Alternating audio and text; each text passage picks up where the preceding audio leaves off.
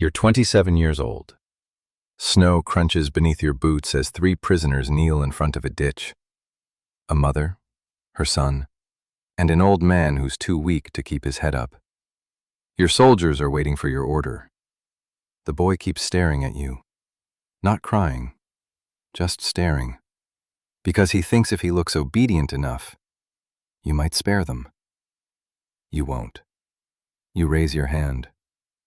And as the shots echo across the mountains, you realize something horrifying.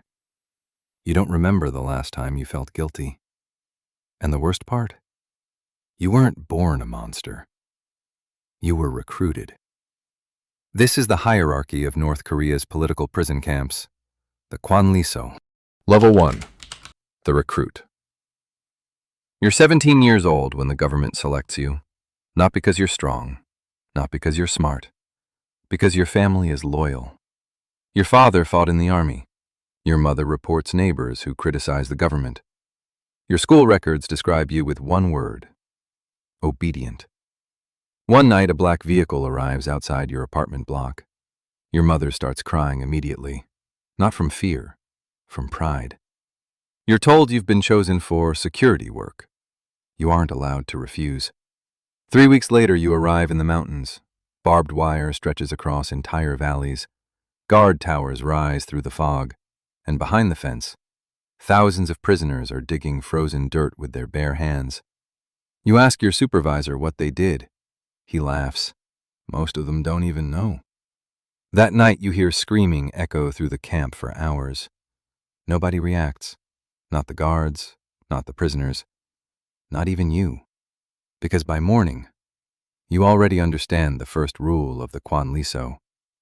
Curiosity is dangerous. Then comes your first punishment inspection. A prisoner collapses from exhaustion during roll call. An officer walks over calmly and beats him with a wooden stick until he stops moving. Nobody helps him, not even his own son standing 2 rows away. Your superior watches your face carefully. You looked away for half a second. He notices. Now you're being watched, too. The level 2, the watchtower guard. You're 19 now. You finally get a rifle, a real uniform, extra food rations. For the first time in your life, you feel powerful. The prisoners avoid eye contact when you pass. Some bow automatically. Others look completely dead inside. Your shift lasts 14 hours. Most of it was spent staring into snowstorms from a watchtower. You're ordered to shoot anyone approaching the fence. No warnings, no hesitation. One night, movement appears near the outer wire. A prisoner, old, starving, barely able to run. Your finger freezes on the trigger. For a second, he reminds you of your grandfather. Then another guard fires first. The old man drops face first into the snow. Afterward, your commander asks why you hesitated.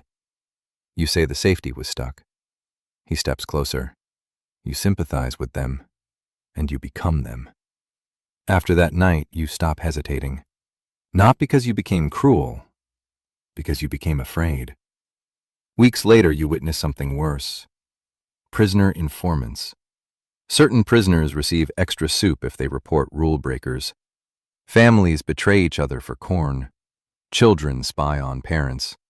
One prisoner is executed after his own roommate reports him for whispering in his sleep. That's when you understand the true purpose of the camp. It isn't just punishment. It's destruction of trust itself. Level 3. The interrogator. You're 22 when you get promoted indoors. No more frozen towers. No more endless patrols. Now you work in interrogations. The room smells like wet concrete and cigarettes. Prisoners sit under a single light bulb for hours, sometimes days. Your job is simple. Find disloyalty. At first you think there must be real criminals here, spies, traitors, enemies. Then you open the files. One man is imprisoned because his brother fled the country in 1987. One woman because her grandfather owned land before the revolution. One entire family because somebody overheard a joke during a wedding dinner. Most prisoners don't even know their crime. One day, Guards drag in a 13-year-old boy. You ask him why he's here. He says, "I think my uncle disappeared." That's it. That's the entire reason. The boy keeps calling you teacher instead of officer. You correct him 3 times. He still says teacher, because he's never been to school. The camp is the only world he has ever known. That night you can't sleep, but the next morning, you still return to work, because by now you've learned the second rule of the Kwanliso. The system rewards obedience faster than conscience. Then your superior gives you a new responsibility: selecting prisoner supervisors, trustees, inmates who control other inmates. You watch prisoners beat each other for extra food, and for the first time, you realize the camp barely needs guards anymore. The prisoners are helping run it themselves. Level 4, the commander. You're 26 when you become a camp commander. Now guards salute you first. You have heated housing, imported cigarettes, better food than most North Korean citizens will ever see, and absolute authority over thousands of lives. On paper. In reality, you've never been more terrified. Because now the secret police monitor you. Every conversation, every order, every expression on your face during party meetings. One accusation can erase your entire bloodline. Then a senior officer disappears overnight. No explanation. His office is emptied before sunrise. By lunch, nobody says his name anymore. The next week, you're ordered to oversee a public execution. A family tried to steal potatoes from a storage building. The father, the mother, their daughter, all sentenced together. The little girl keeps asking why soldiers are tying her hands. Nobody answers. You sign the paperwork anyway. That night, you drink alone in your office while loudspeakers play revolutionary music across the valley. Below you, prisoners march back into their barracks like shadows. And suddenly you realize something horrifying. You're trapped too. You can never resign, never leave, never speak honestly again. You're no longer guarding the camp. The camp is guarding you.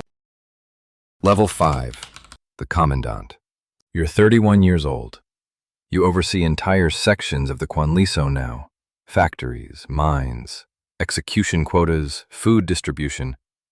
You sign papers that decide who eats and who disappears. Eventually, the prisoners stop looking human to you. Not because they changed, because your mind adapted. That's how people survive here. One morning, a transport train arrives carrying new prisoners. Dozens of families step onto the platform wearing thin cotton clothes in winter. Confused, terrified. A little boy stares at the guard towers in silence. Then he looks at you. And suddenly you remember the old prisoner in the snow. The one you hesitated to shoot years ago. For the first time in a decade, you feel something. Not guilt. Fear. Because you finally understand the truth about the Kwanliso. Nobody leaves innocent. Not the prisoners, not the guards, not even the men in charge. Level 6, the dark conclusion. The prisoners die. The guards disappear. The commanders get replaced. But the camp survives. Because systems like this aren't built on loyalty. They're built on fear so deep, people begin enforcing it on themselves.